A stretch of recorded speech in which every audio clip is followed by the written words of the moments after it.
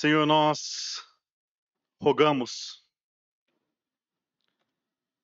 Proclamar a palavra do Senhor é entrar em batalha espiritual. Ouvir a palavra do Senhor é entrar em batalha espiritual. Então guarda-nos, Senhor Deus, que és nosso escudo e a nossa salvação. Nosso braço forte, a sombra das asas pela qual nós nos escondemos. Sê conosco, fala conosco. Teu povo deseja ouvir a tua voz. Em Cristo Jesus nós oramos. Amém e amém. Hoje nós continuamos com a quarta mensagem da série Armadura de Deus. E hoje nós vamos falar sobre os calçados do Evangelho. Nós estamos estudando Efésios 6, então se você já quiser abrir a sua Bíblia lá, você pode deixar a sua Bíblia aberta. E o alvo que nós temos tido é nos equipar com a armadura de Deus, para que nós possamos permanecer firmes contra as ciladas do diabo. E como de costume, eu tenho lido para vocês um trechinho de Cartas de um Diabo a Seu Aprendiz, de C.S. Lewis. Até agora eu estou achando trechos que encaixam bem. Vamos ver se eu continuo achando. E nessa obra, como já disse aos irmãos, um demônio mais experiente dá recomendações ao seu sobrinho em como enredar o seu paciente, assim que eles chamam a vítima. O paciente, que tanto é dito no livro, é um jovem inglês no meio da Segunda Guerra Mundial. E na carta 29, eles trabalham sobre a guerra. Diz o seguinte: meu querido verme lindo, agora já temos certeza de que os alemães vão mesmo bombardear a cidade do seu paciente e que o seu dever de patriota vai pô-lo em risco de morte. Temos de reconsiderar a nossa política. Será que devemos almejar a covardia ou o ódio contra os alemães? O ódio é algo que temos como manipular. A tensão dos nervos durante ruídos, perigos e fadiga torna os homens propensos a qualquer tipo de emoção violenta, sendo somente uma questão de canalizar tal suscetibilidade para os lugares certos. Se a consciência resistir, confunda. Faça seu paciente afirmar que sente ódio não da sua própria parte, mas em nome das mulheres e das crianças. E que um cristão deve perdoar os seus próprios inimigos e não os dos outros. Em outras palavras, deixe-o considerar-se suficientemente identificado com a mulher e as crianças para sentir ódio no lugar delas, mas não identificar o suficiente para considerar os inimigos delas seus próprios, e por isso como objetos de seu perdão. Com carinho, seu tio, mal danado. Diabo ama o ódio. Ele vai fazer qualquer coisa para nos fazer odiar. Ele odeia a paz. E talvez é interessante que eu acredito que eu cresci numa época de paz. Eu nasci 3 anos antes da queda do muro de Berlim. A minha infância, eu não tinha noção do que era guerra. Graças a Deus. Para nós brasileiros ainda, né, guerra parece ser uma coisa tão distante, geograficamente, historicamente, algo longe da gente. Eu não sei se essa foi sua experiência também. Talvez os bem mais velhos sentiram bem mais peso das guerras, mas não acho que ninguém aqui passou pela Segunda Guerra Mundial. Agora, a coisa começou a mudar, né? Parece que a coisa começou a ficar mais tensa quando a Rússia invadiu a Ucrânia.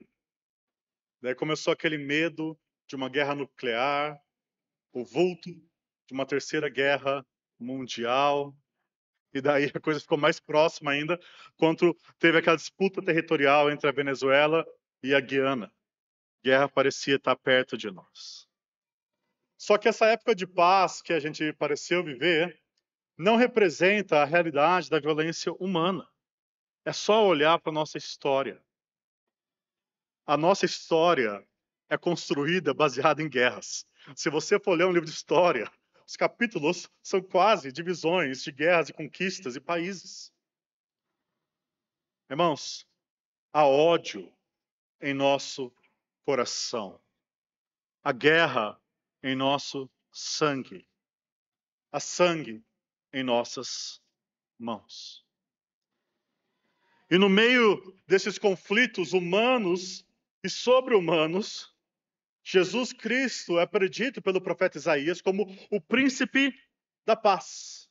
Aquele que conquista a paz, que oferece a paz e que nos equipa com a paz. E essa, então, é a terceira parte da armadura que nós devemos vestir, que está em Efésios 6:15. Veja aí, Efésios 6:15. Calçai os pés com a preparação do evangelho da paz. Calçai os pés com a preparação do evangelho da paz. Que belo paradoxo, né? Você vai entrar numa guerra espiritual. Coloque os calçados da paz. Porque o diabo odeia a paz. O diabo foi homicida desde o princípio. E o diabo vai fazer de tudo para tirar a paz de Cristo de nós. Ele vai fazer de tudo para que você não receba a paz de Cristo, para que você não experimente a paz de Cristo, para que você não compartilhe a paz de Cristo. E essa guerra é uma guerra que está próxima da gente. É uma guerra que todos nós estamos nela. Então hoje nós vamos ver novamente 3 ciladas que o diabo tem para a sua vida, para que você não experimente a paz de Cristo. A primeira cilada é para que você fique inerte e não receba a paz de Cristo. Fique inerte e não receba a paz de Cristo. A segunda cilada é que você fique agitado e não experimente a paz de Cristo. Fique agitado e não experimente a paz de Cristo. E a terceira é que você fique apático e não compartilhe a paz de Cristo. Que você fique apático e não compartilhe a paz de Cristo. Então vamos para a primeira cilada. Fique indeciso e não receba a paz de Cristo. Se você olhar para o mundo agora, com tanta violência, com terrorismo, com morte, com tráfico, talvez alguém pergunte, onde enterraram essa paz? Onde eu acho essa paz? Nós esperamos por mensagens de resolução dos conflitos. Quão bom seria uma notícia do fim da guerra na Ucrânia, na faixa de Gaza. Mas, o ditado já bem diz, notícia ruim chega a cavalo. Hoje chega até mais rápido que cavalo, né? E uma notícia ruim pode desmoronar uma vida. Uma notícia ruim pode acabar com o seu chão. Você consegue imaginar o que foi a experiência daqueles familiares dos 1.300 mortos e sequestrados pelo Hamas no dia 7 de outubro? Ou imagina a angústia dos judeus quando 5 milhões do seu povo foram mortos no Holocausto. Talvez você tenha um povo que recebeu notícia ruim na história, é o povo judeu. Escravizados no Egito, exilados pela Síria e pela Babilônia, templo destruído pelos romanos. Agora se coloca no meio de tudo isso. O que você daria por uma mensagem boa, por uma boa nova, por um evangelho? E como uma boa nova poderia mudar tudo na sua vida? E é sobre essa notícia maravilhosa que Isaías 52 fala, que a gente leu no começo do culto. Paulo provavelmente estava se baseando nesse trecho, porque é o único outro trecho que coloca pés, paz e evangelho, boa nova, junto. Nesse trecho de Isaías 52, diante da desolação do povo, um mensageiro correndo alegre traz uma notícia maravilhosa. O teu Deus reina. Ele reina acima de todos esses terroristas, todos esses poderosos, todos esses tiranos. E Deus está vindo até vocês. Ele vai voltar a Sião. E Deus vai desnudar o seu braço, mostrar o seu muque e trazer salvação poderosa para vocês. Essa é a boa notícia que eles receberam. Que notícia impressionante se ele recebesse. Eles queriam ouvir uma salvação de paz. E paz, no hebraico, é, como muitos conhecem, shalom, que é um pouco mais do que só paz. É saúde, bem-estar, prosperidade. É paz interior e paz com o próximo e com Deus. É contentamento, é tranquilidade, é segurança. Envolve aspectos externos, internos, relacionais, geográficos. Mas muitas vezes, quando a gente pensa em paz, a gente sempre pensa que o problema é o outro. Nós pensamos nos inimigos e nos perigos externos. Mas Deus sabia que tinha um problema que ele precisava arrumar com aquele povo antes de trazer essa paz externa. Porque o mesmo problema que eles viam nos outros estavam também neles. Em Isaías 59, 7 a 8, como nós já vimos na mensagem passada, o povo de Deus é retratado com os pés que correm para o mal, que são velozes em derramar sangue inocente, que não conhecem o caminho da paz.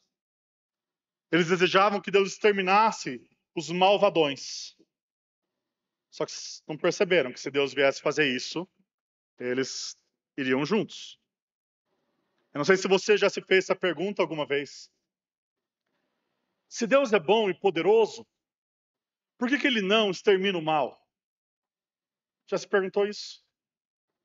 Deixa eu responder você com uma outra pergunta, com toda a delicadeza. Ele pode começar por você? Ele pode começar por mim? Por que há tanta guerra na história humana? Que a guerra em nosso sangue, ódio em nosso coração. Mas talvez você pense, não, mas eu nunca matei ninguém.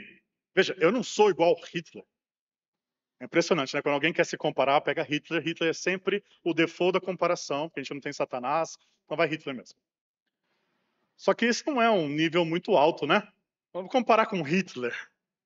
Vamos pegar o padrão certo. Jesus coloca o padrão certo lá em Mateus 5, 21 a 22. Ouviste que foi dito aos antigos, não matarás, e quem matar será sujeito ao julgamento. Isso é verdade. Agora eu, porém, vos digo que todo aquele que se irá contra seu irmão estará sujeito a julgamento. E quem proferir um insulto a seu irmão estará sujeito a julgamento do tribunal. E quem lhe chamar tolo estará sujeito ao inferno de fogo. Jesus mostra como a lei, não matarás, vai além do ponto máximo, mas como um tópico que expande para o nosso coração, lidando com coisas internas. Talvez você nunca matou, ou talvez você matou. Mas se você nunca matou, será que você já no seu coração se irou? Você já insultou alguém? Já desejou o mal para uma pessoa? Eu já. Jesus diz que esse é o padrão. Você acha que uma pessoa que fosse completamente perfeita teria esses sentimentos no coração? Daí você vai falar, bom, mas ninguém é perfeito. É esse o problema. É justamente essa a questão. Todos nós somos pecadores e a nossa ética anêmica fica ridícula diante da perfeita santidade de Deus. E Ele é com quem nós devemos comparar, com um Deus santo e perfeito. Quão bem você está na fita? quão bem é a sua justiça. Ou seja, se nós somos pecadores, se Deus merece nos condenar, como Deus reina e vai vir julgar os perversos, pode ser boa nova. Porque se ele vier julgar os perversos, ele pode começar por você? Ele pode começar por mim? E é aqui, quando a gente chega nesse ponto, que a gente entende a beleza do Evangelho de Cristo Jesus. Cristo sabia que nós não poderíamos nunca merecer a paz que Deus dá, mas só a ira e a condenação de Deus. E que Deus precisaria lidar com o mal do nosso coração para estabelecer paz eterna. Então o Pai envia o seu Filho, que encarna e vive uma vida perfeita, uma vida que ele merece o shalom de Deus. Se tem um justo que merece as bênçãos e a paz de Deus, é Jesus. Agora, olha o que Jesus faz. Jesus vai para a cruz. E na cruz, ele toma a condenação e a ira que era sua. E pela fé, ele dá para você a paz e a bênção que é dele. Ele vem nos reconciliar com Deus. Ele vem nos trazer para dentro do reino. Ele vem nos colocar para dentro da muralha que vê o corredor chegando e ouve: Deus reina. Nós somos colocados por Cristo para dentro. Aliás, o próprio Jesus, amados, é o primeiro corredor, o primeiro mensageiro, nosso precursor. Ele veio e conquistou paz pela cruz. Ele experimentou a paz pela sua ressurreição. E ele nos deu e nos enviou com sua paz na grande comissão. Ele disse: Deus reina. Toda autoridade me foi dada no céu e na terra. Sabe de quem são os belos pés que anunciam coisas boas? Primeiramente, de Jesus. O calçado do Evangelho da paz é de Jesus. E ele oferece esse calçado que é dele para você hoje. E se hoje você quer se reconciliar com Deus, você pode receber a paz de Deus agora mesmo, se em seu coração você se arrepender de seus pecados e crer em Jesus. Você pode orar em seu coração, dizendo para Deus que você se arrepende de ser um inimigo dele, está rebelde contra ele, mas que você confia no que Jesus fez por você para trazer reconciliação. E se você quer saber o que significa seguir Jesus, me procura ao final do culto. Nós, primeiramente, precisamos receber a paz de Jesus e não cair na cilada do diabo, que quer nos fazer inertes. Bom, essa é uma excelente notícia. E a paz de Cristo transborda de tal forma que a paz de Cristo que nos dá com Deus agora transborda em nossos relacionamentos. É isso que Efésios 2 vai trabalhar. Vai falar sobre a paz que Cristo trouxe, juntando dois povos inimigos, judeus e gentios. Para pensar o que é isso. Depois de tudo o que os judeus passaram na mão de outros povos, como você acha que seria a reação natural deles contra os seus opressores romanos? Aqueles que o inferiorizavam, aqueles que o exilavam, aqueles que o oprimiam. Não é só duas pessoas se dando bem. Jesus pega povos que se odeiam e se desprezam e torna em um só povo, uma só carne em seu corpo.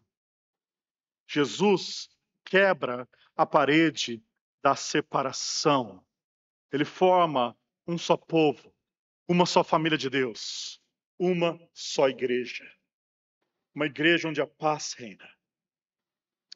E o diabo não vai ficar feliz com isso. O diabo odeia a paz. Se você já recebeu a paz de Cristo, agora ele vai fazer de tudo para que você não experimente a paz de Cristo no seu dia a dia. E a segunda cilada dele é tornar você agitado. Satanás não quer que você corra com os evangelhos nos pés. O alvo dele é que você fique agitado, andando de um lado para o outro, em agonia, em conflito, seja com seus irmãos, seja com Deus. Ele quer desviar sua atenção. Ele quer fazer você cair naquela cilada antiga que nós falamos na primeira mensagem, que é fazer você acreditar que a sua luta é contra carne e sangue. Um comentarista bem disse que aquele que vai lutar com seus inimigos espirituais deve ter a paz de Deus governando no seu coração. Aquele que está em guerra com Deus e consigo mesmo não pode lutar contra os seus inimigos espirituais. Ele é como um soldado descalço. A dor e a dificuldade dos movimentos ocupam sua atenção e desviam sua mente do conflito que ocupam sua atenção. Ou seja, se você está focando nos outros, você não está focando no diabo. Você está indo de pé descalço, andando em pedregulho. O diabo quer que você pense que a sua luta é contra tudo e contra todos, até contra Deus, menos contra ele.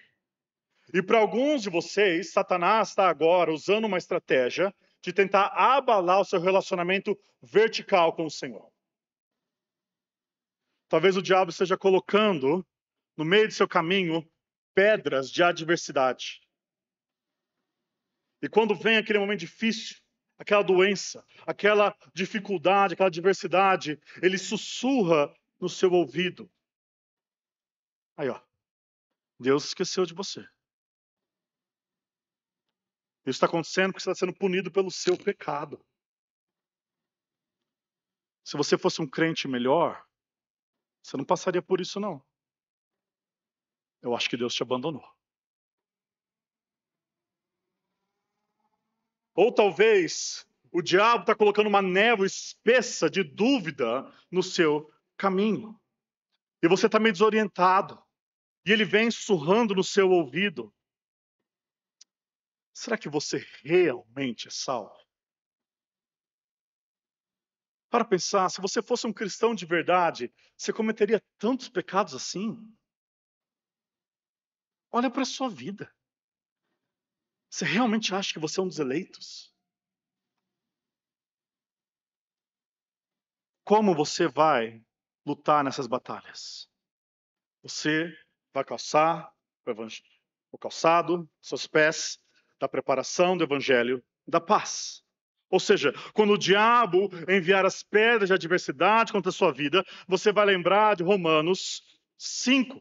Quando ele colocar a névoa da dúvida na sua vida, você lembra ele de Romanos 5. Você diz, justificado, pois, mediante a fé, temos paz com Deus. Então, quando vem a dúvida, você fala, Satanás, eu tenho paz com Deus, porque Cristo me justificou naquela cruz. Não é pelo que eu faço, é pelo que Jesus fez.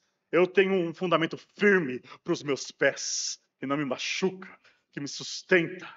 Jesus comprou a minha paz. E daí, quando ele continuar no meio da provação com as pedras, você continua lendo Romanos 5.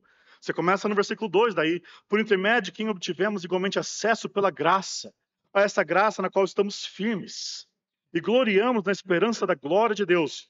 Agora vem, versículo 3. E não somente isso, mas também nos gloriamos nas próprias tribulações, sabendo que a tribulação produz perseverança, e a perseverança, experiência, e a experiência, esperança.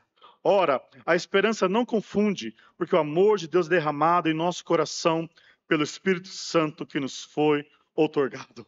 Quando o diabo vier com a aprovação para a sua vida, com a adversidade, você fala, eu vou me gloriar nisso aí. Daí ele vai perder a graça, né? Porque tudo que ele quer que você faça é que você murche a sua fé. E quando você gloria na aprovação, porque você vai ser mais como Jesus, ele perdeu a batalha.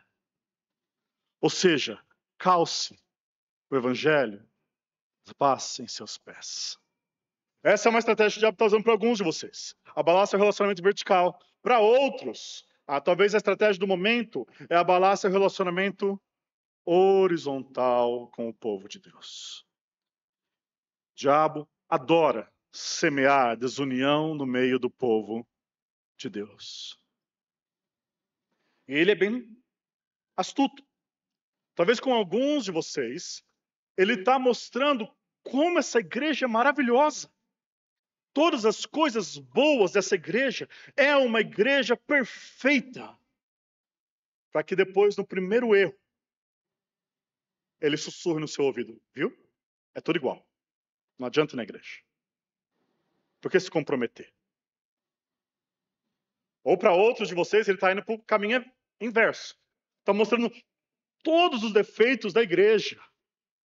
E nenhuma das qualidades. E daí ele está sussurrando no seu ouvido. Olha, aquele irmão não vai com a sua cara não, viu?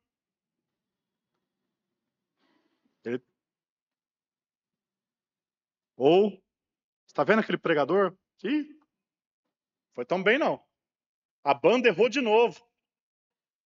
Será que eu sou o único que tem comprometimento nessa igreja?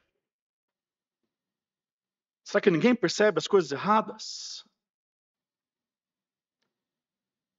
E nisso o diabo está semeando descontentamento. Porque os rachas, meus queridos irmãos, raramente são assim. É uma desilusão que é somada com descontentamento, que é somado com fofoca, que é somado com grupinhos, que é somado com acusações, que é somado com divisão. E se você está passando por essa batalha, o que você precisa fazer? Calçar os pés com a preparação do Evangelho da paz. Porque se Cristo veio trazer paz para pecadores, esta igreja é uma igreja de pecadores redimidos. As duas coisas. Pecadores e redimidos. Para aqueles que estão fantasiados com a igreja, nós somos pecadores. Nós pecamos. Não é pouco, não. Infelizmente. Para vocês que só vê o pecado da igreja e os erros dos outros, nós somos redimidos. Cristo está agindo em nós. O Espírito habita em nós. Ou seja, o Evangelho da paz nos ajuda a ver os outros como nós também somos. Estamos em processo de santificação. Somos um projeto em obras e nos dá esperança. Porque mesmo com seus defeitos, Jesus está trabalhando nesta igreja. Então aproprie-se, experimente a paz de Cristo, calce os seus pés com a preparação do Evangelho da paz. Seja em seu relacionamento com Deus ou um com os outros. Agora, você para pensar. Ok, reconciliados com Deus, reconciliados com nossos irmãos, o que o diabo vai fazer agora? Não acabou. Ele tem uma terceira cilada para você. E a terceira cilada é a seguinte. Nossa, que maravilhosa essa igreja, né? A gente podia fazer uma redoma aqui para ficar todos nós juntinhos. Fechar a porta. Deixar ninguém entrar e atrapalhar isso daqui. Para que a gente possa viver essa comunhão maravilhosa. O diabo quer que nós sejamos uma lanterna escondida debaixo da cama. Uma igreja fechada em si mesma. Um lugar confortável. Não um lugar de missão. Essa é a terceira cilada. O diabo quer que você fique apático e não compartilhe a paz de Cristo.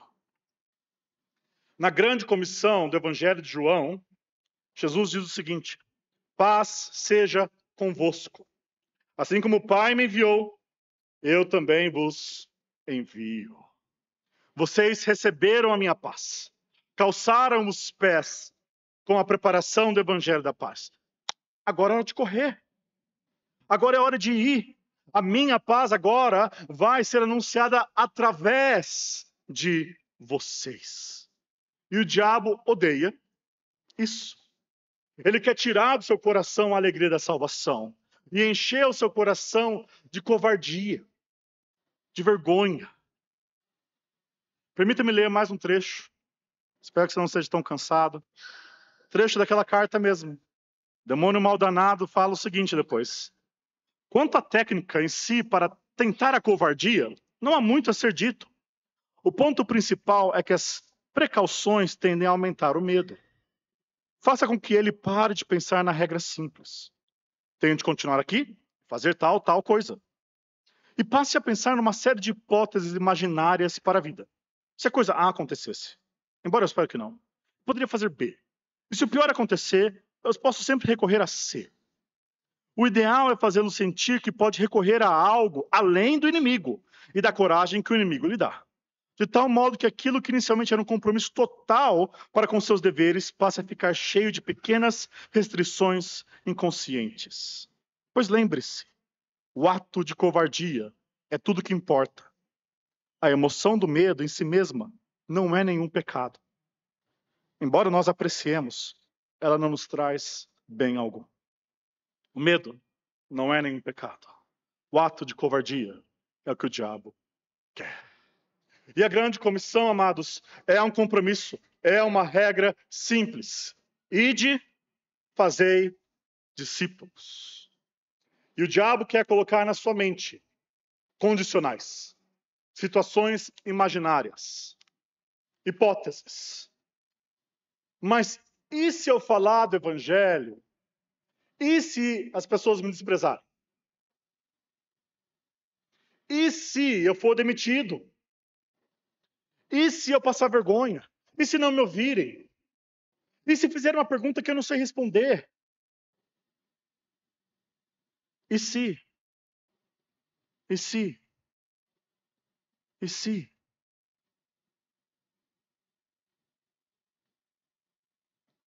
Meus irmãos, o medo que nós sentimos de evangelizar em si mesmo não é pecado. A questão é o que você faz diante do medo. Que o diabo quer que você coloque tantas hipóteses que você caia na covardia e fique apático. Não vá. O que Jesus quer é que você se aproprie da coragem que vem por calçar o evangelho da paz. Nós temos um clamor, um comando do nosso rei. Lá em Romanos 10, 14 e 15 diz: como, porém, invocarão aqueles em quem não creram? E como crerão naqueles de quem nada ouviram? E como ouvirão se não há quem pregue? E como pregarão se não forem enviados? Como está escrito, quão formosos são os pés dos que anunciam coisas boas. Sabe por quê tem essa expressão, quão formosos são os pés? Gente, pé de corredor não é bonito, tá? De sandália ainda, muito menos. O que significa isso? Não é da estética do pé que ele está falando. Bom, lá em 2 Samuel 1, Davi recebe a notícia da morte de Saul. Um jovem amalequita vai e diz para Davi, ele chega todo preparado. Terra no cabelo, roupa de luto. Ele anuncia que ele viu, por acaso, Saul tombar e que Saul chamou e pediu para o matasse, para que Saul não caísse nas mãos do inimigo. E o jovem amalequita foi lá, matou Saul, pegou a coroa, pegou o bracelete de Saul e levou para Davi. E lá no coração desse mensageiro, eu imagino que ele pensou o seguinte: vou me dar bem. Estou trazendo a mensagem para Davi que o inimigo dele, que queria matá-lo, morreu. Não foi bem assim que a história terminou, não. Ele chega lá, conta, todos lamentam a morte de Saul, e depois do lamento, Davi fala: você que matou Saul, matem ele. Pela sua própria palavra, você tocou no ungido do Senhor. Ou seja, ser um portador de notícias ruins não era algo muito tranquilo. Se você anunciasse da forma errada, podia custar a sua cabeça. Agora imagina como isso influenciava a corrida de alguém. Se você estivesse correndo para trazer uma notícia ruim, você não ia estar correndo alegre. Você ia estar correndo pesado, preocupado, com medo de morrer.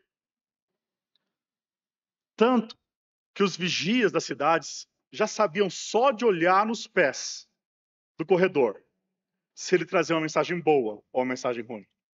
Porque se fosse boa, ele estava com os pés felizes, saltitantes, muita poeira, vindo com pompa, com alegria, para anunciar a vitória, com passos belos. É aí que surge a expressão, quão formosos são os pés. Amados, olha a mensagem que você anuncia. Você não está indo para o mundo para anunciar más novas. A gente fala do pecado para chegar em Cristo. Nós temos o evangelho das boas novas. Nosso anúncio é que Jesus reina. Que algo melhor, que uma mensagem melhor que você tenha para o mundo do que essa. Nós temos o ministério da reconciliação, amados. Nós temos a melhor notícia que existe, que Deus estava em Cristo, reconciliando consigo o mundo, não imputando aos homens as suas transgressões, 2 Coríntios 5 diz. Nós somos embaixadores de Jesus. Como nós temos corrido? Nossos pés estão belos ou pesados?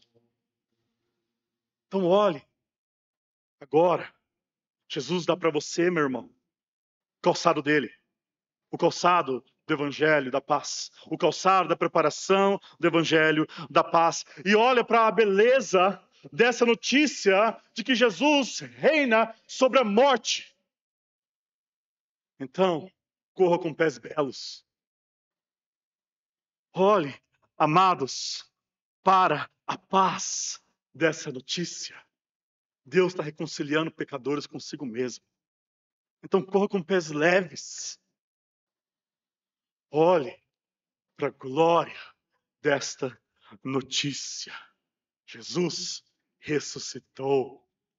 E corra então, amados, com passos corajosos. Porque Jesus deu as suas sandálias messiânicas para nós. Você hoje pode se revestir de Cristo e correr como Cristo. Você pode seguir os passos do primeiro corredor, que foi Cristo, e anunciar o Evangelho como Ele anunciou. O reino de Deus está próximo, arrependei-vos e crede no Evangelho. E meus irmãos, você pode fazer isso em praticamente qualquer lugar. No final do nosso trecho de Efésios 6, da armadura de Deus, Paulo pede que orem por ele. Sabe por quê? Ele estava preso. E sabe que Paulo não pede? Não pede para ser liberto. Paulo pede para que lhe seja dado palavra e ousadia para revelar o mistério de Cristo. Paulo estava preso, mas o evangelho estava correndo. Você pode estar preso numa cama de hospital, mas o evangelho pode estar correndo. Você pode estar preso na sua rotina, mas o evangelho pode estar correndo. Nós podemos correr com essa mensagem aonde nós estivermos. Então, você já colocou a armadura de Deus? Você já calçou os seus pés com a preparação do Evangelho da paz? A paz que Cristo fez por nós, em nós e através de nós.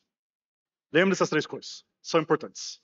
Revestir-se de Cristo, revestir-se da armadura de Deus, é se apropriar de tudo que Cristo é no Evangelho, por nós, em nós e através de nós. O diabo vai armar ciladas. Ele quer que você fique inerte e não receba a paz de Cristo. E se você crê em Jesus, você pode receber a paz que Jesus conquistou por você. O diabo quer que você fique agitado e não experimente a paz de Cristo. E se você crer em Cristo, você pode experimentar a paz de Deus em você, nos seus relacionamentos. E o diabo quer que você fique apático e não compartilhe a paz de Cristo. Creia em Cristo e corra para levar a paz de Cristo através de você. Amados, essa é a hora da guerra. Não é para amanhã, não é para a semana que vem. Cristo convoca os seus soldados hoje. E olha a promessa que ele dá para vocês. E o Deus da paz, em breve, esmagará debaixo dos seus pés a Satanás. a vitória está certa. O Deus de paz vai fazer isso. Então, amados, corram, corram, corram. Vamos orar?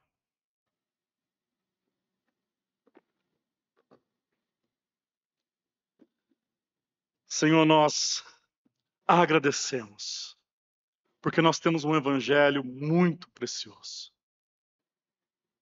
Senhor, por aqueles que não conhecem a Ti, que eles possam experimentar a paz que Cristo conquistou por eles.